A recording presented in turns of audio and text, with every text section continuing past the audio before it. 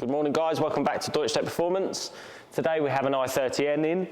It currently has a Miltech system which is valved. The customer says that he's blown the baffles out of the back box. It's a non-resonated system. So we're going to build it from the cat back, which is around halfway down the car. True 3-inch all the way. We're going to Y-piece it. We're going to put one box one side, straight pipe the other side with a valve, so when it's shut, it gets forced through the valve side. When it's open, it will flow nicely out the straight pipe side. So I'm going to strip it down and start building.